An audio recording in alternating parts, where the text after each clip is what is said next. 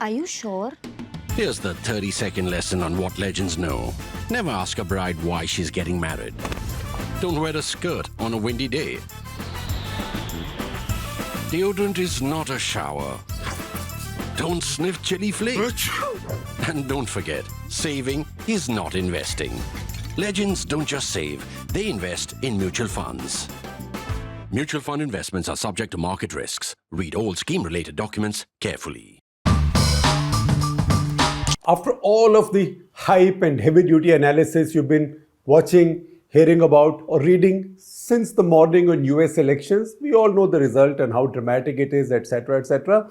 So I will not repeat any of that. I will just tell you some takeaways in quick points. In quick points, short and sweet, maybe not very sweet for some. In fact, I will start with those for whom this is not very sweet. So let me first give you a listing of three each, three capitals which will be the unhappiest with this result, and three capitals that will be the happiest. And just in case you wanted some opinion, I will give you our editorial opinion. As you know, our editorial opinion is stated in 50 words. So these are 50-word edits. See it on your screen. So our opinion is, and I'll read it for you, Trump's definitive victory isn't just about gender and race. It's a vote against elitist political correctness, immigration anxiety, and political Islam. This culture war is sweeping Europe too. Extreme wokeness has bred a new political mutant, populist, conservative, nationalist backlash. Jolted Western democracies are struggling to find the right balance. That said, let me now carry on with my three unhappiest capitals. I begin with the unhappiest first. And why do I begin with the unhappiest first? Because the difference in this case is, in this case will be the most substantive. And also because the actions in these capitals so far were predicated upon a presumption of a democratic victory. Because the presumption was that Kamala Harris, particularly after Joe Biden had withdrawn, she was pulling away. She had built a margin and she was adding to that margin.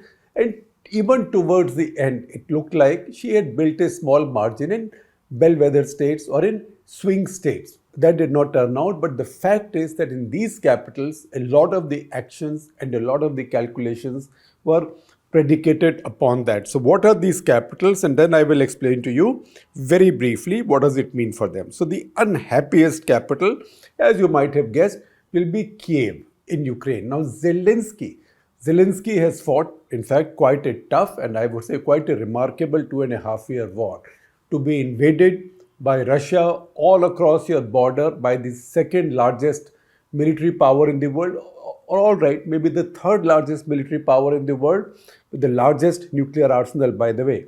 But third largest military power in the world invades you all across your frontier. Until a decade back, you did not even have an Army, Navy, Air Force. In fact, there is still no Navy and hardly any Air Force with Ukraine.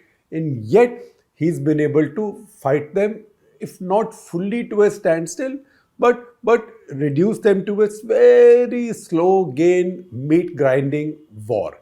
Now, he was hoping and he was presuming that Democrats will come back and the support from the Americans and the Europeans will continue. Not only will it continue, but will actually be strengthened. That Americans will now double down on this.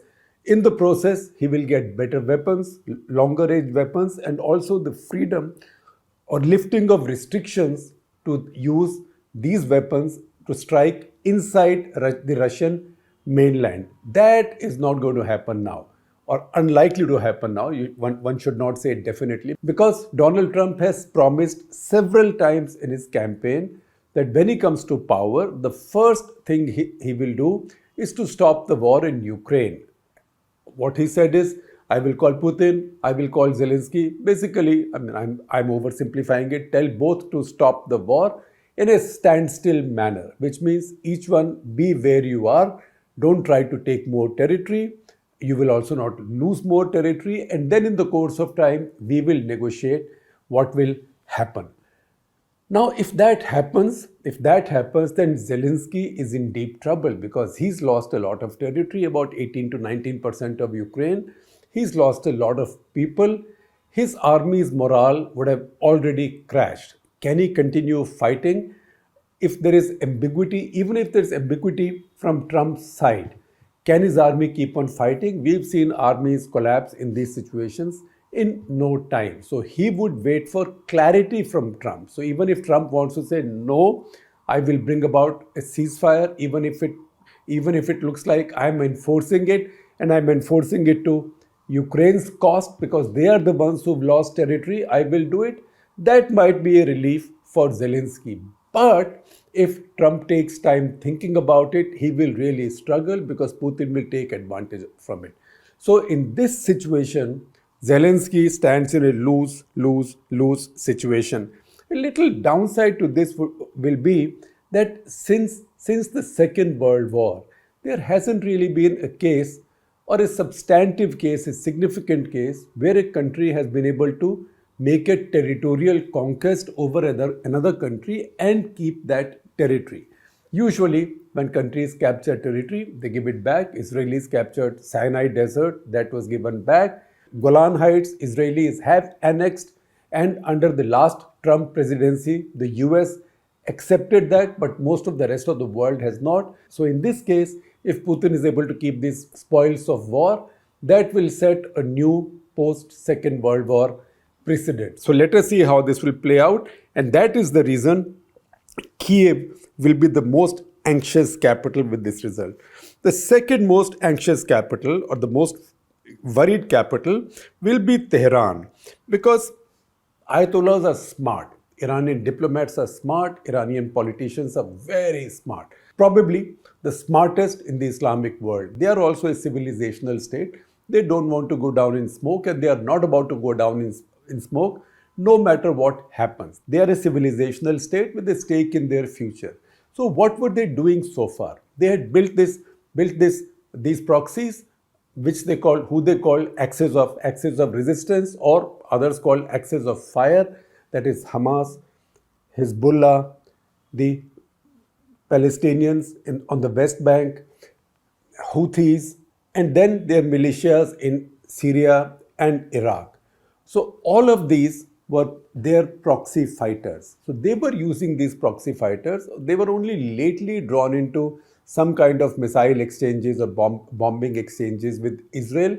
That also they kept restrained at a full-fledged conflict level. Why were they doing it?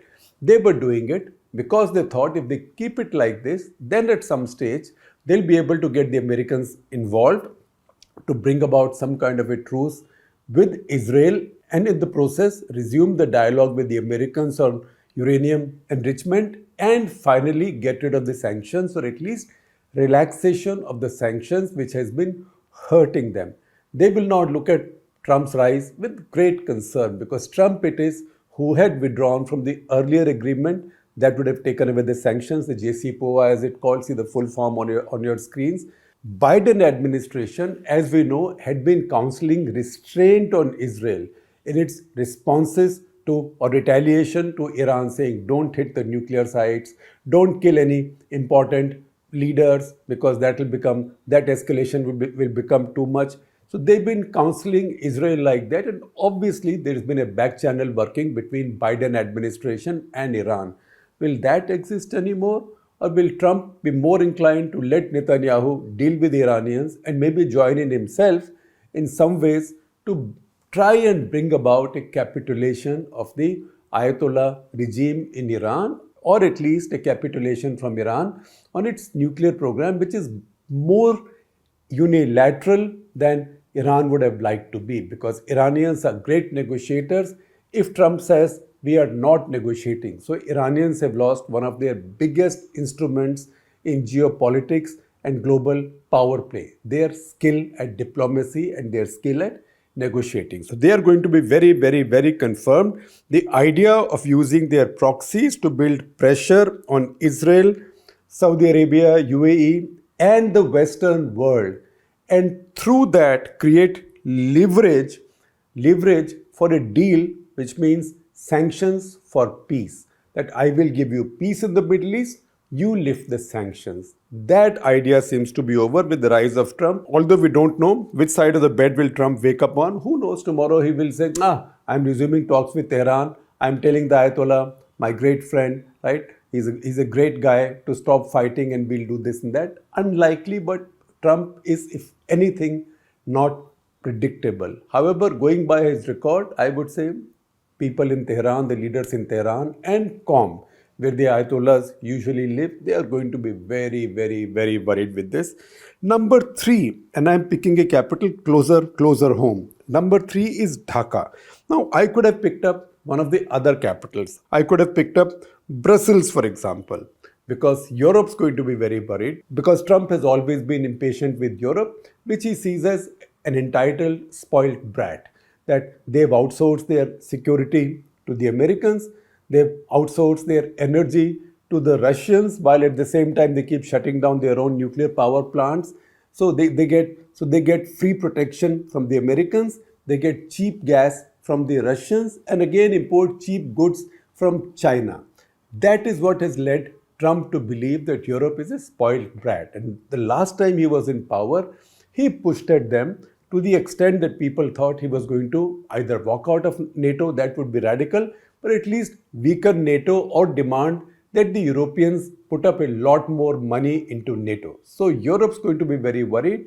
They'll also be worried in case the war actually stops in Ukraine on terms which are favorable to Putin, because that will make them think that Putin can now decide to rebuild his armed forces and at some point come for other European countries. It can be Moldova, it can be Georgia, it can be the Baltics, any of those. That said, I'm not picking up Brussels because ultimately we know that the Western world will find a modus vivendi between themselves. There will be a Rona Dhona, there will be lover stiff, but lover stiffs, as we know, usually get settled.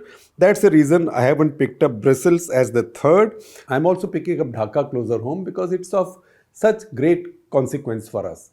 Much greater consequence, at least in the short run, than anything that might happen or might not happen to Europe. Now, Dhaka, the current administration in Dhaka, which is not elected, which does not have any constitutional or legal sanctity. In fact, to the extent that the person heading it, who I hold in great personal respect, I have met him, I have interviewed him on Walk the Talk. Maushmi Das Gupta, our deputy editor at The Print, has also interviewed him on the eve of the takeover in Dhaka. He's also done great stuff for the poor, for rural empowerment in Bangladesh. But currently, he does not even have a title under which he can rule the country. He's called Chief Advisor. What is Chief Advisor? Even Musharraf, when he took over power through a coup, called himself Chief Executive. What is Chief Advisor or Senior Advisor? This does not mean any sanctity. This has temporary written all over it. Again, the promises that were made that soon reforms will be carried out, constitutional amendments will be in the works, all of that's not happening. On the other hand, the opposite of what was happening under Sheikh Hasina and about which the protesters were complaining, the opposite of that is being done, which means bans and victimization of her party and her group, while at the same time Islamist parties and some groups bordering on terrorism in their ideology. Those are being legitimized, and this is causing a lot of trouble on the streets, in the countryside. Now, they were depending very much on American support because Yunus administration was a Biden administration experiment. It was a Biden administration venture, and you can see that in the pictures. When Mohammad Yunus went to the UN General Assembly this time, the US president, the US top officials paid him a lot more attention than to the so far elected, such as Pakistan's elections might have been, elected Pakistani Prime Minister. So Mohammad Yunus got a lot more attention, and how much personal affection you can see in these pictures, particularly in this one picture of Joe Biden with him. This almost looks like Joe Biden is treating him as his favorite child. Now that, if he was the favorite child, those parents are gone. Trump is going to be impatient. I see some reports, I've not got any videos yet, I've seen some reports that some Bangladeshi delegations, probably from Awami League side, had gone to meet him in 2016 or something, and he supposedly said to them that there is this microfinance guy who's giving funds to Democrats to have me defeated. That said, I haven't seen a video yet. I've seen a story on a couple of Indian TV channels' websites, but I will not vouch for them. At the same time, the statement that Trump issued on Diwali, that showed no sympathy for this Bangladesh government. If anything, it bordered on contempt. So let us see what happens. But in Dhaka, there will be a lot of worry as a result of this. Now, as I said, I could have said Brussels, I could have also said Ottawa, because in Ottawa, already Justin Trudeau is in trouble. He's getting very unpopular.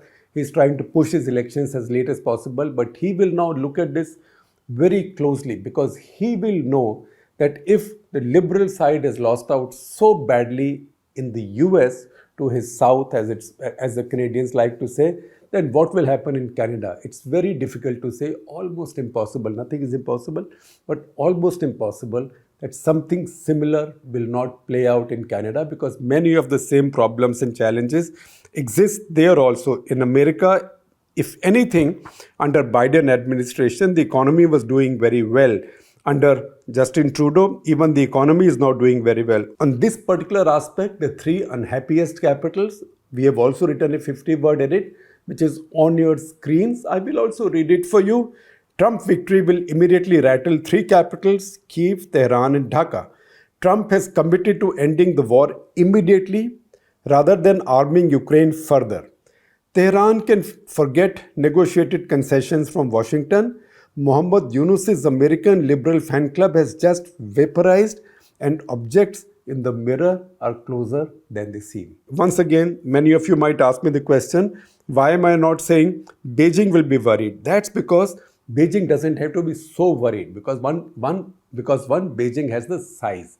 It has the size, it has many markets, including the American market. And the fact is, what will Trump do to Beijing on trade? Raise tariffs, but he had raised tariffs the last time. Biden didn't withdraw them. Not withdraw those tariffs, he also put more restrictions on imports from China and more restrictions, very tough restrictions, on exports of American technology to China. And now if Chinese can steal technology through espionage, etc., that is different. But the ban on export of American technologies, sensitive technologies, was very strict under Biden administration also. So I don't know how much worse can it get for China. At least that's how I suspect Beijing will see this. So they will not be so worried. Beijing's concern, if anything, is something that will take us to our next section. That concern would be that what if Putin now thinks that he can declare victory and this war is off his back, this unwinnable war so far is off his back, so Putin becomes less dependent on them. In that case, the new alliance that they had built, that was China, Russia, Iran, North Korea. What is the future for that? And also in the process, China was also trying to build a leadership position in the global south. Once again, that will have to be recalculated. That said, we come to the three capitals that will be the happiest. So the first, the other side of the coin from Kiev. If Kiev is the most unhappy, Moscow has to be the happiest. And reasons are obvious because if war stops now and sanctions go, war stops, negotiations start, sanctions go, if not fully, then in phases. Then first of all, Putin can declare victory and rebuild the economy and his army exactly when it looked like in many areas his resources, his manpower, they were all at a breaking point given the amount of casualties he's suffered and given the amount of ammunition he's having to import from Iran, from North Korea, not from China as yet. We haven't seen any evidence of that. He's been stretched to the limits, and if this war stops, that will be a big relief for him. He will also then rise among his friends as a winner. His friends, many of his friends, including India, will heave a sigh of relief that at least they don't have to worry about a possibility, however remote, of a Russian defeat or a collapse of the Russian state or at least the Russian regime, the Putin regime. That will now be over if Trump delivers on his promise. Number two, although I'm sure you can guess it, it's Jerusalem. And remember I said Jerusalem, not Tel Aviv. Although India might not still recognize Jerusalem as Israel capital, but when Trump was president the last time, he moved American embassy to Jerusalem. That's the reason I put emphasis on that. That Trump will come in like a boon to Netanyahu. It is simply as if Netanyahu's most important prayer has been answered, because this will stop the pressure he was facing from Biden administration, the frequent visits from Anthony Blinken to ask for a ceasefire, ask for a hostage negotiation, and generally playing both sides between the Palestinians and the Israelis. Trump is unlikely to do that. Chances are Trump is going to tell Netanyahu, as he's been saying in the campaign, to finish the job. And if at all he can help him to finish it faster, he might do that. Again, Netanyahu will have, or probably have, some respite, at least for quite some time, on pressures to concede a two-state solution. Because right now, Trump will not be in the mood for that. In the course of time, as Trump tries to expand the Abraham Accords and bring in Saudi Arabia, I'm quite sure the two-state solution idea will come back on the table, because it's unlikely that without that, Saudi Arabia will find it very difficult, almost impossible to join the Abraham Accords. And the third capital, which is the happiest, is New Delhi. I don't have to go into too much detail there. I could have even said Budapest, because Orban is a fan of Trump's and also he's under pressure in Europe. But forget that. That's too distant from us. And Hungary, important country in Europe, but it's too small or too insignificant in global geopolitical calculations. In India, first of all, the pressure and lecturing that the Modi government has faced from Biden government, that will probably go down. I'm not saying that there'll be an immediate respite on the Gurpatwant Singh Pannu issue. Remember, that case is now part of the justice process. So the Department of Justice is dealing with it. It's the New York District Attorney who's dealing with this. So the capability of a president to interfere in these things is very, very, very limited. However, public shaming, public lecturing, etc. will go down, and who knows, in the course of time, a Trump administration may be less patient with Pannu's kind of activism that threatens their relationship with an important country. Again, for India, there may be respite in Bangladesh if the concerns I imagined in Dhaka turn out to be right, and also in Myanmar, because Trump, you might call him isolationist. He may or may not be isolationist, but he's not activist in distant parts of the world. He may not even know where Myanmar is or how to pronounce its name. So I think chances are that even in Myanmar, because it's very sensitive for India, given the fact that our very diverse tribal states border it, and many of those tribes have a larger number of their tribal kinsmen and women on the other side. That will be a relief for India. Ultimately, however, how this plays out would also depend on the cabinet officers that Trump chooses. But New Delhi is very happy. New Delhi, I'm sure the Modi government is very happy with this result. This is a good point to conclude today's episode of Cut the Clutter with.